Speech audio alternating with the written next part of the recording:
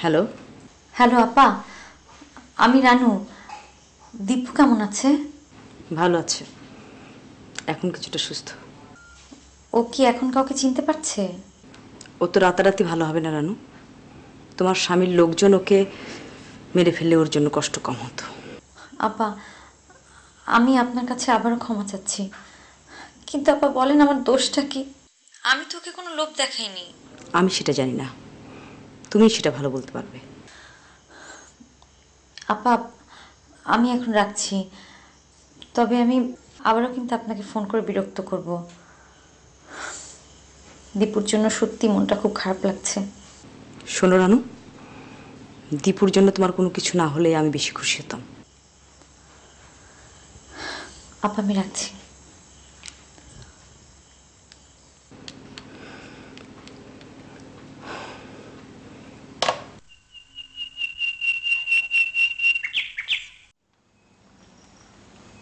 কি হলো? হ্যাঁ, পৌঁছাতে তো রাত হয়ে যাবে, তাই না? হ্যাঁ। খবর পাবো কি করে? চিন্তা লাগবে না?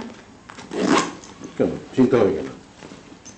বেঁচে থাকলে খবর পাবে না, মরে গেলে বাতাসের আগে খবর পেয়ে যাবে। আচ্ছা, আমি মরে গেলে তুমি কি করবে?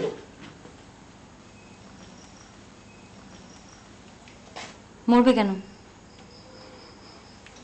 আমি মরে গেলে একটা সুন্দর হ্যান্ডসাম দেখে একটা ছেলেকে বিয়ে করে সংসার করবে। বাজে কথা বলা তোমার একটা অত্যন্ত বাজে স্বভাব। যাকে বাসায় টাকা রেখে গেলাম, যা খরচ করবে পাই পাই হিসেব লিখে রাখবে। আচ্ছা। আর কুদ্দুস তো থাকলোই, এছাড়া আমি আরো দুজনকে বলে গেছি, ওরা সবসময় খেয়াল রাখবে। কেন? এটা কি জেলখানা? রানু, যাওয়ার বেলায় বাঁকা কথা বলো না তো। কিসে কি হয় সেটা তুমিও জানো, আমিও জানি। লেবু কচলে তিতা করে লাভ আছে?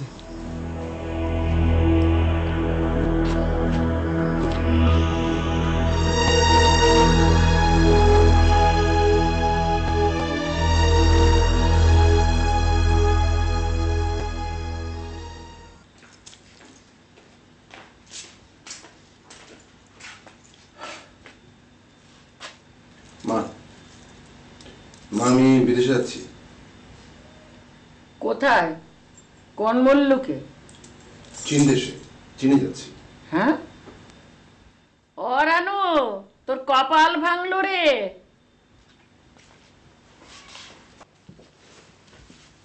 কি বলছেন আপনি? এখন তো নাক বোঁচা একটাকে বগল দাবা করে নিয়ে আসবি, তাই না রে ফকির আকমল হোসেন? শোনেন, রানুর কাছে টাকা রেখে গেছি, যখন যা প্রয়োজন চেয়ে নেবেন, আর রানুর দিকে একটু খেয়াল রাখবেন। শোন, আমি কিন্তু তোর ওই নাক বোঁচা বউকে এই বাড়িতে ঢুকতে দেব না। জাত নেই, ধর্ম নেই, সব ব্যাং সব খায় এরা। তোর ওই বউয়ের হাতে রান্না কিন্তু আমি খাবো না রে বাবা। আচ্ছা, খেতে হবে না, আমি আসি। আমি ফিরে এসে এবার আপনাকে ঢাকায় দিয়ে আসবো, এখানে আর না। এই চুপ! ফের যদি আর এ কথা বলিস তাহলে এক চড় মেরে দাঁতের পাটি আমি খুলে নেব। যাচ্ছে বোচাদের দেশে, তার আবার বড় বড় কথা। জামাই,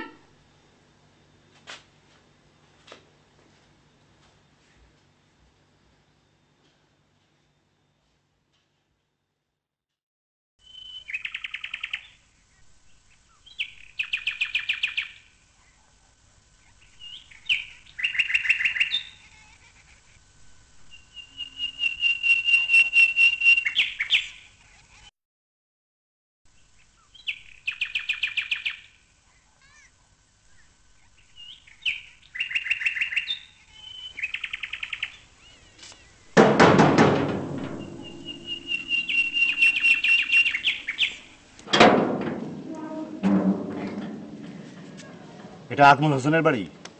আপনি কেন? আগে কয় এটা আকমল হোসেনের বাড়ি নাকি? আমার লগে তুই তো গাড়ি করেন কে? আপনি কেন? তোর বাপ। এই, আপনার পরিচয় দেন আগে। সর্বনাশ! এই এই এই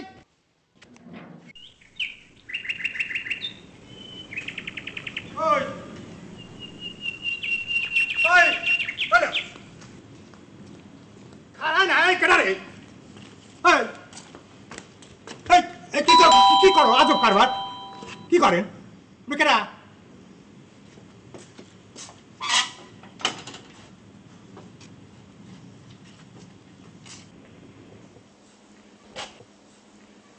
কাকে চান? আকমল হোসেনের বাড়ি না? জি, কিন্তু উনি তো বাড়ি নেই। আপনি? তুমি কে? পুষ্প? না, আমি ওনার স্ত্রী। স্ত্রী? ও ভাবি,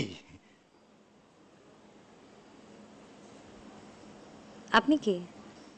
আমি হলাম মবিনুল হোসেন, আকমল হোসেনের ছোট ভাই মবিন।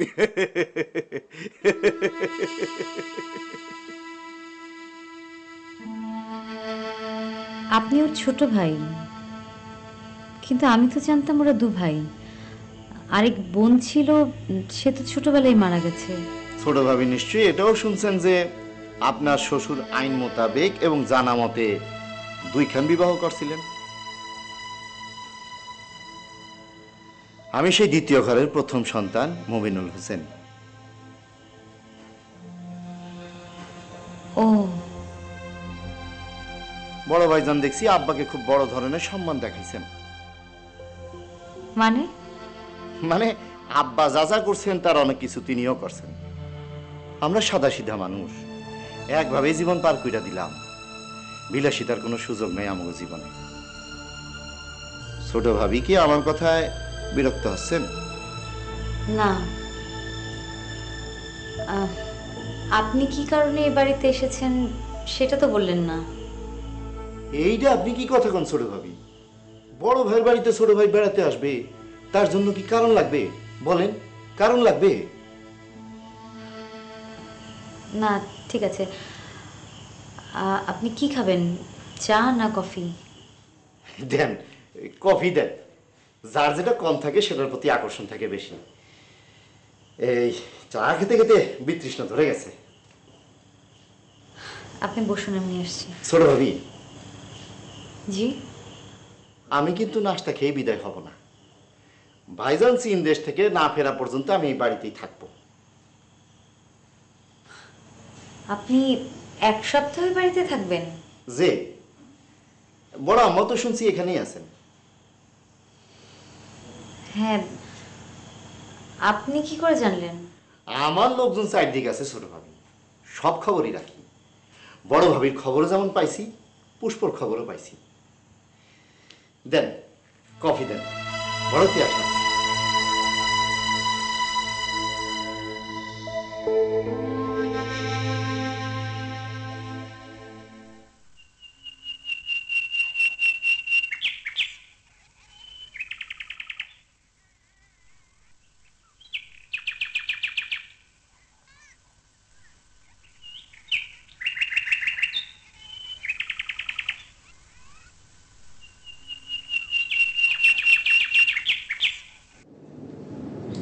রানু, ও রানু, রানু,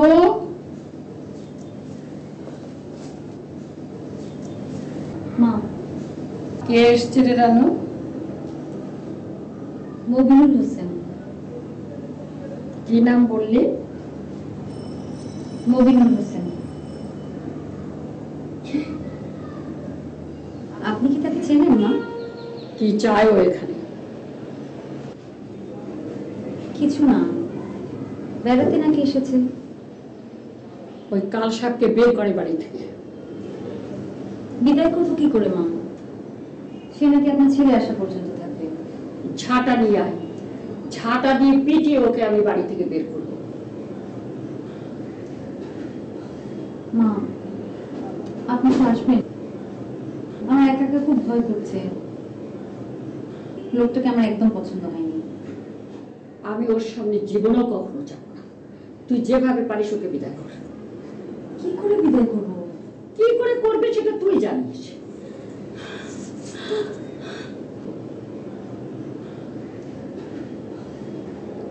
কি মামা? রানু, রানু ঘরে কাল সাপ ঢুকেছে রে রানু। তুই ওকে বাড়ি থেকে বিদায় কর, বিদায় কর।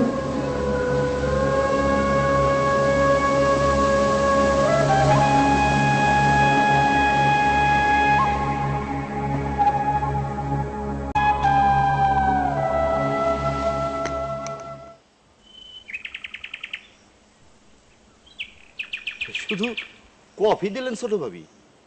বড় ভাবি দেলটা ছিল একেবারে সমুদ্রের মতন। এক গ্লাস পানি চাইলে ওর সাথে দই মিষ্টি থাকতো। আপনি কি মাইন্ড করলেন? মা আপনাকে বলেছে চলে যেতে, আপনার ভাই এলে তবেই আসবেন। বড় মা কোথায়? ওনার সাথে একটু সাক্ষাৎ করা প্রয়োজন। ওনার শরীরটা বিশেষ ভালো না, উনি কারোর সাথেই দেখা করবেন না। কার ওর সাথে আর আমার সাথে তো পার্থক্য আছে। আমার তো ওনার সাথে দেখা করার অধিকার আছে। দেখুন, আমার অনেক কাজ পড়ে আছে, আপনার ভাই এলে সব কথা তাকেই বলবেন। আপনি চলে যান। অনেক দূর থেকে এসেছি ভাবি, বরিশাল। সারা রাত লঞ্চে ছিলাম, চারদিক এখনো দুলতেছে। আমি এইখানেই সারাদিন থাকবো, তারপর দুলুনি কমলে চলে যাব। আপনাকে কিচ্ছু বলতে হবে না। এই দেখেন, আপনি দাঁড়ায় আছেন এইরকম, আমি দেখতেছি এইরকম।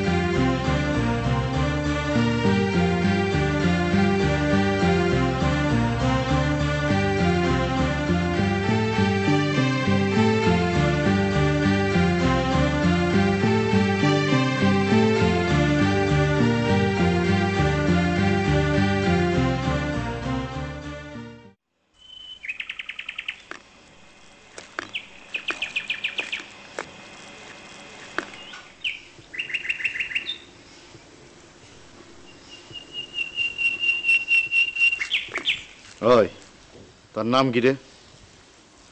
তুই করি করলে আমি কথা কই না। আরে বাবা, বাড়ির চাকরেরও দেখি গলা বড়। ওই, ফ্যাক্টরি কোনখানে হইতেছে? ঘরের খবর আপনারা কমুখেন, আমি মালিকের নুন খাই না। আরে আজব, ফ্যাক্টরি কি গোপন রাখার জিনিস?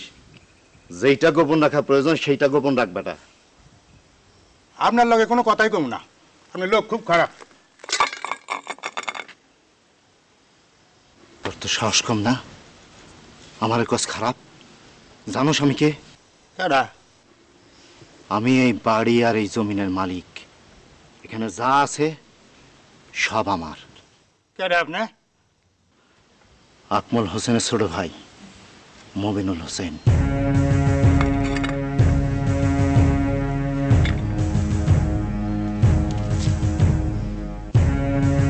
ভাই মবিনুল।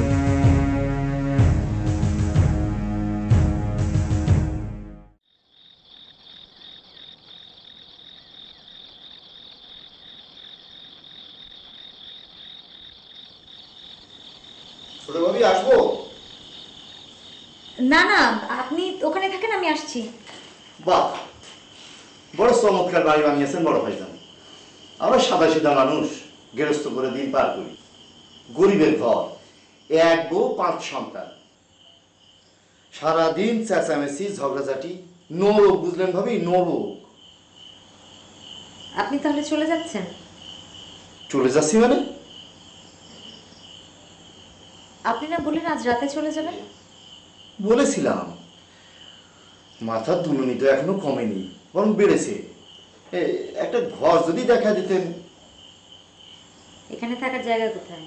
জায়গা না থাকলে টেবিলের উপর শুয়ে থাকবো, নইলে মেঝেতে। কি সুন্দর সূর্যমুখীর মেঝে। দেন ভাবি, একটা ঘর দেখা দেন।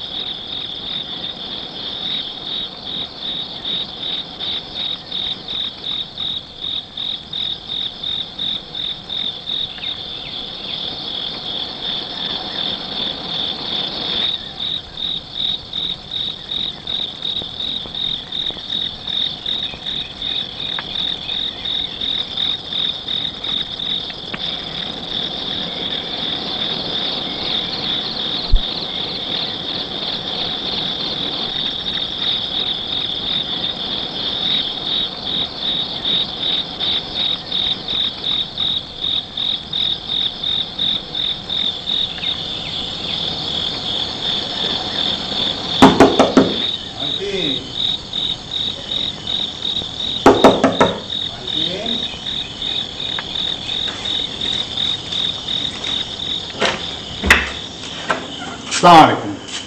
কি হয়েছে? মালকিন, ওই লোকটা খাইবো না? না, লোক তো থাকবো কোনে? এই বাড়িতেই থাকবে। কেন? হ্যাঁ, মালকিনি একটা কথা কম। কি কথা? এই যে এই বাড়ি, এই জমিন, এগুলোর দলিল কার নামে? তা দিয়ে আপনার দরকার কি? ওই লোকটা কিন্তু খুব খারাপ, কঠিন বদমাইশ। কেন, কি করেছে? আমারে তুই তুইকারি করে। আপনি কাজ করেন, কি? আজ রাতটা আপনি বাসার চারপাশেই কাটিয়ে দেন, আর গেটে একটা বড় তালা লাগিয়ে দেবেন। হ্যাঁ বুঝছি, আর কইতে হইব না। আপনি নিশ্চিন্ত মনে ঘুমান। আসি, সালাম আলাইকুম।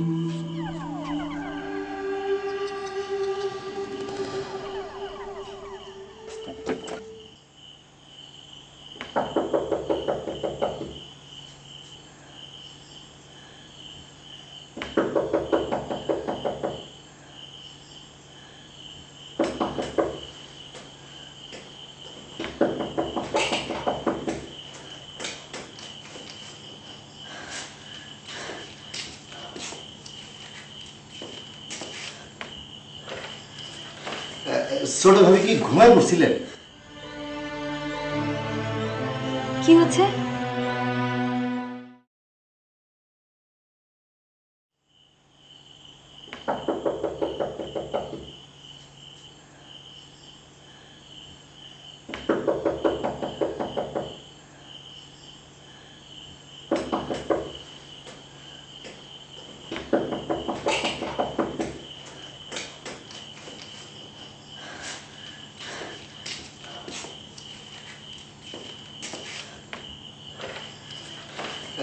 ছোট ভাবি কি ঘুমায় পড়ছিলেন? কি হচ্ছে? কিছু হয় নাই, খুব তিয়াস লেগেছে। টেবিলের উপর জগ গ্লাস রাখা আছে, নিয়ে নেন। পরের ঘরে নিজে নিয়ে কি কিছু খাওয়া যায়? আপনি যদি একটু কষ্ট করে দিতেন। দেখুন, আমার ভীষণ মাথা ধরেছে, আপনি একটু নিয়ে নেন না প্লিজ। সারাদিন একা একা এত বড় জায়গায় থাকেন, খারাপ তো লাগারই কথা। বড় আম্মাও দেখি মনের মতো এক ঘরে পড়ে থাকেন, সারাদিনে টু শব্দও নাই। এটা একটা জীবন হইল? আপনি এখন যান, আমি ঘুমাবো। অবশ্যই ঘুমাবেন। একজন মানুষের কমপক্ষে দিনে 7 ঘন্টা গভীর ঘুমানোর প্রয়োজন হয়।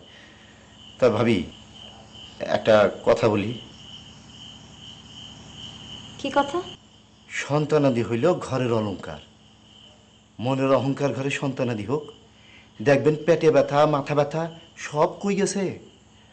অবশ্য আপনি এই যুগের মেয়ে, সন্তানাদি আপনার জন্য পথের কাঁটা।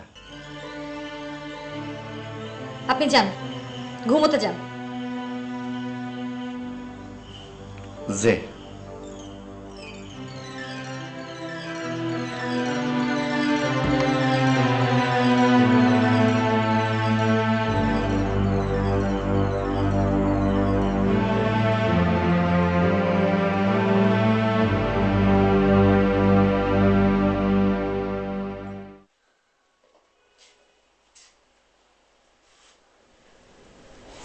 কাল সাপটা যায়নি না? না মা, আজ রাতে আমি আপনার সাথে ঘুমাই। পুরনো দিনগুলো শুধু চোখের সামনে ঘুর। আমার ঘুম আসছে না রে রানু, মাথায় একটু হাত বুলিয়ে দিত।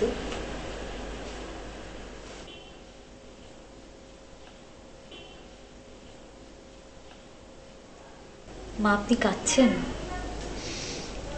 একটা খারাপ কিছু ঘটবে রে রানু। মবিন বড় খারাপ ছেলে। ও এখানে কোনো আনন্দ করতে আসেনি, এসেছে কোনো কুটিল উদ্দেশ্য নিয়ে। আমারও তাই মনে হয় মা। যেমন মা তার তেমন ছেলে। অবশ্য শুধু মায়েরই বা দোষ দেই কি করে? বাপের দোষ যে সবাইকে ছাড়িয়ে গেছে, নইলে আমার ছেলেরাও তো মানুষ হলো না। তোর স্বামী তো পুরোপুরি একটা অমানুষ।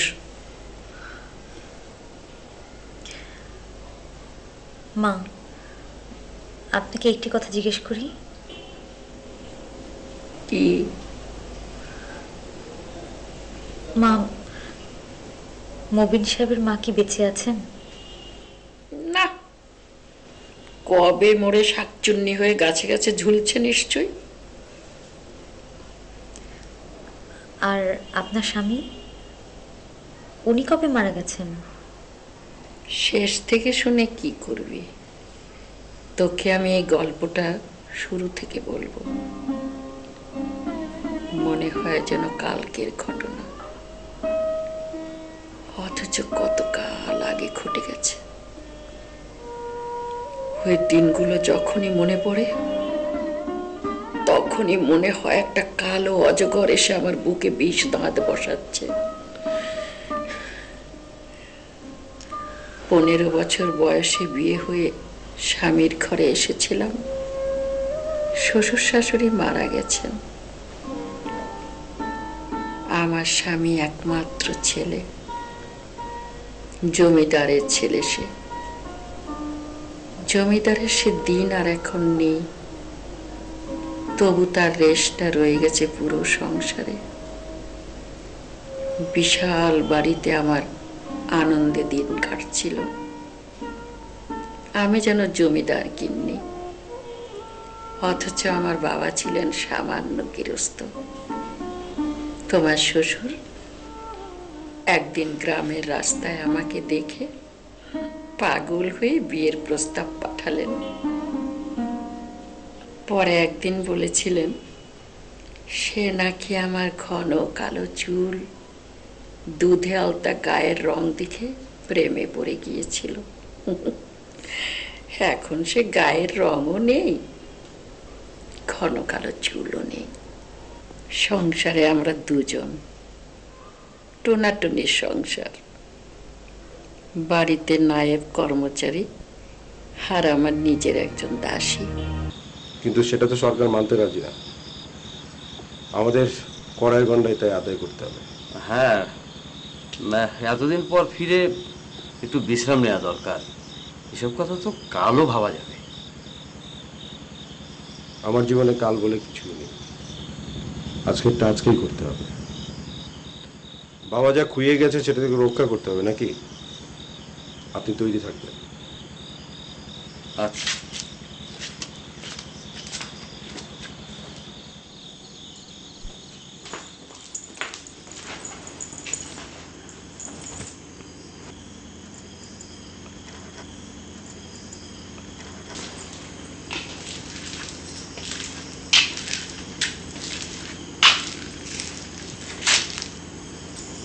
ওস্তাদ এদিকে এসো,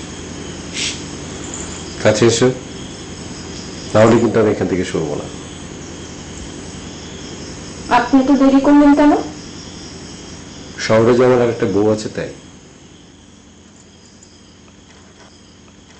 সত্যি? সত্যি, তোমার থেকেও সুন্দর।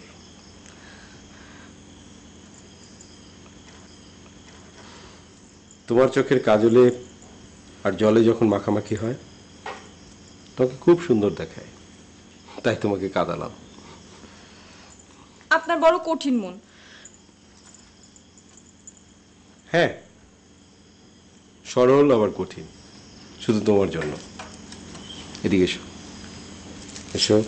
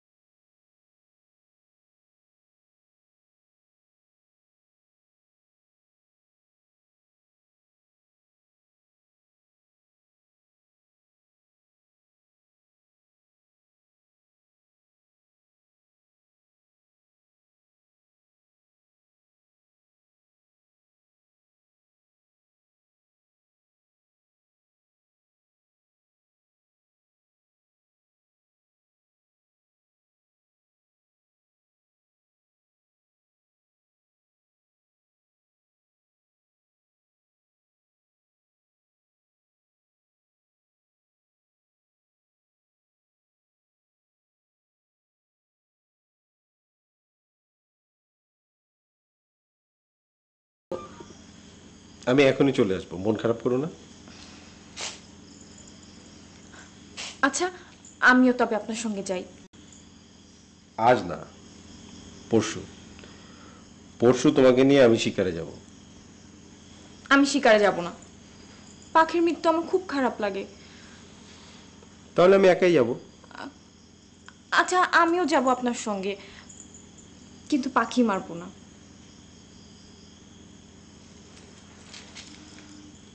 এখন আমি আসতে পারি?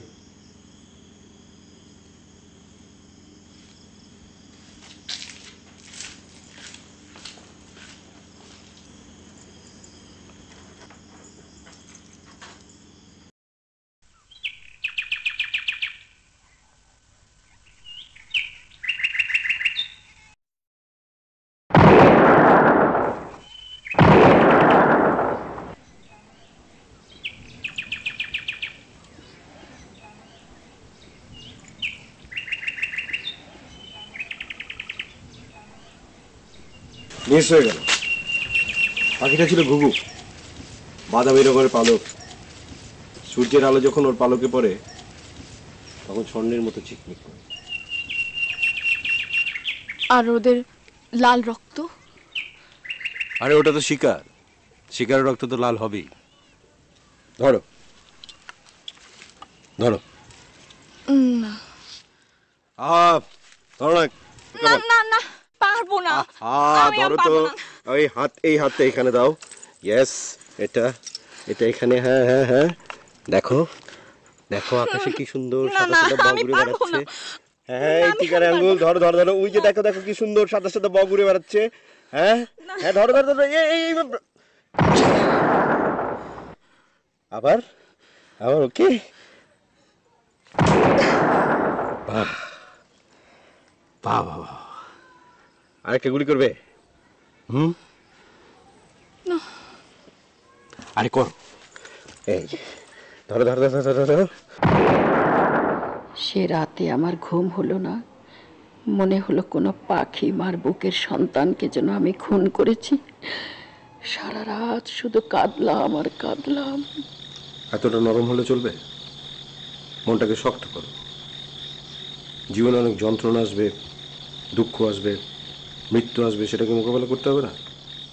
আর এই সামান্য ব্যাপারের জন্য এতটা বিচলিত হওয়ার কি হলো? আমি আর কখনো শিকারে যাব না। ঠিক আছে, যাবে না?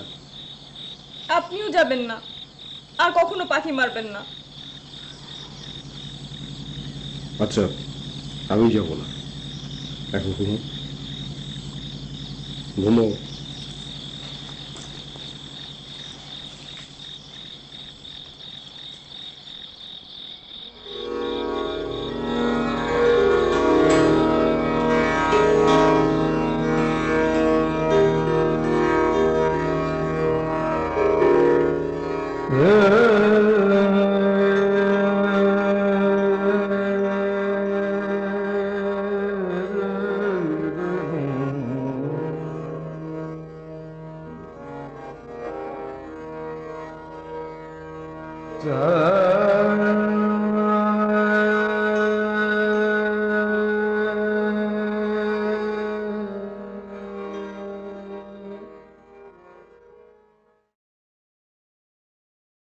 তবু আমাকে আবারও শিকারে যেতে হলো। সেদিন সকালে আকাশে উঠছিল একটি ছাই রঙা বক। কি বিষণ্ণ মনে সে উঠছিল।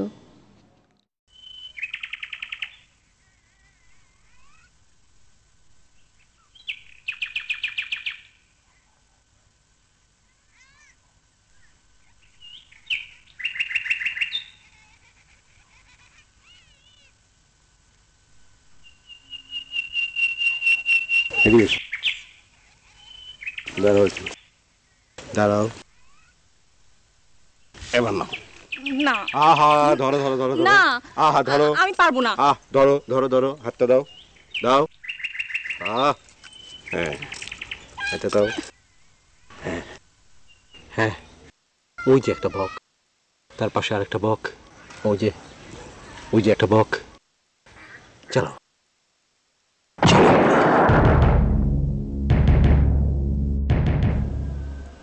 আমি ভেবেছিলাম বক পাখিটা আমি মেরেছি, কিন্তু কেন যেন বাড়িতে সেদিন খুব গোলমাল হলো। আমার ঘর থেকে বেরোনো বন্ধ থাকলো কদিন। ব্যাপারটা ঠিক বুঝতে পারছিলাম না। কি হয়েছিল? সেদিন কোনো পাখি মরেনি রে রানু, মরেছিল একজন মানুষ, কৃষক, দরিদ্র। কি বলছেন? হ্যাঁ রে। বিচার হয়নি? না, সেবার বৃষ্টিতে অনেক ফসল নষ্ট হলো। কৃষকেরা খাজনা দিতে পারছিল না, বেগতিক অবস্থা তাদের। বিষয়টা ধামাচাপা দেওয়ার জন্য ওই কৃষকের সব খাজনা মাফ করে দেওয়া হলো, আর তার পরিবারকে অন্য গ্রামে পাঠিয়ে দেওয়া হলো রাতারাতি।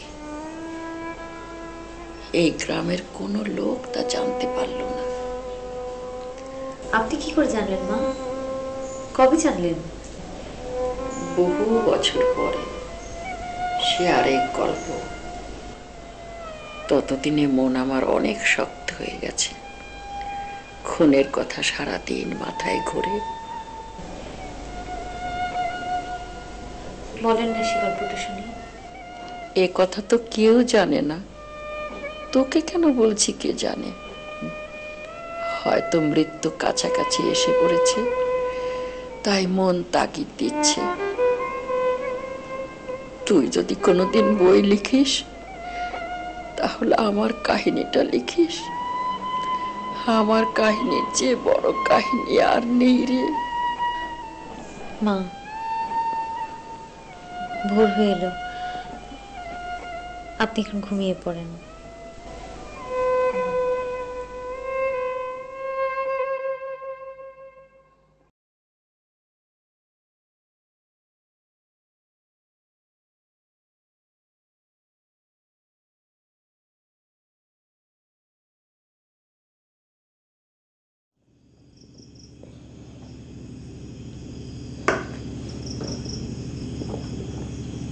আপা, তুমি ওখানে কি করছো? এখানে এসে বসো না।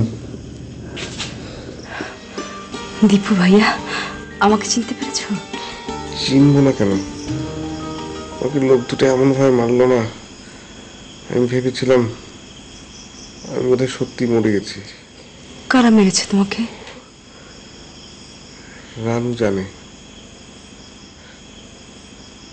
রানু কেমন আছে আপা?